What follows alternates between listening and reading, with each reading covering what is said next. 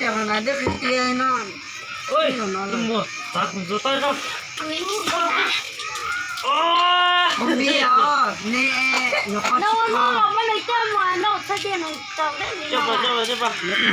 Nó có chịu không đấy. Có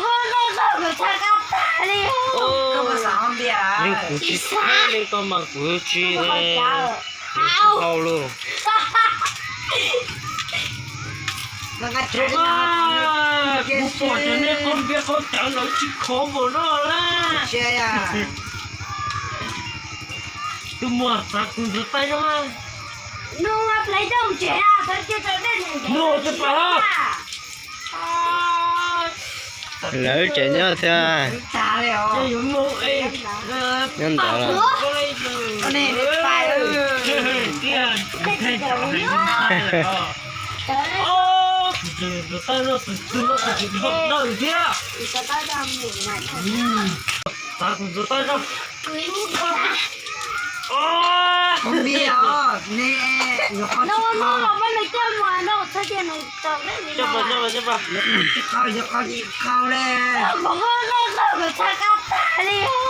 bao giờ không biết à? Nên cú chi nên con mà cú chi đấy. Hao luôn. Nó có chịu Cú bỏ cho nên con biết con chẳng nói chỉ khó một nó là. chơi à? Tôi mua ta cũng giơ tay ra mà. Nó lấy đồng trẻ à, thật chứ tôi đây này. Nó chứ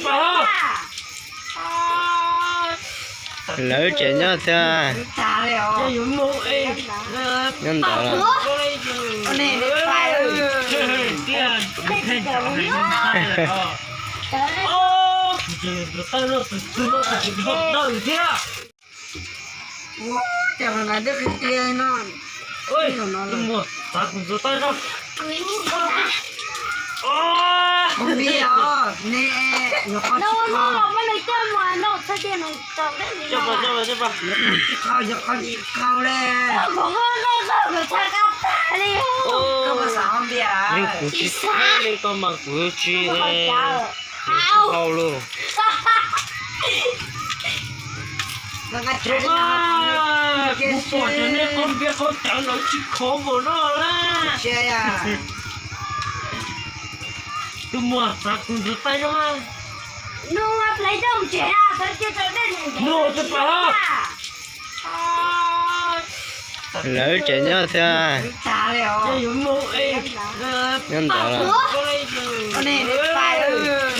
Tiền, thay trả hình sai rồi.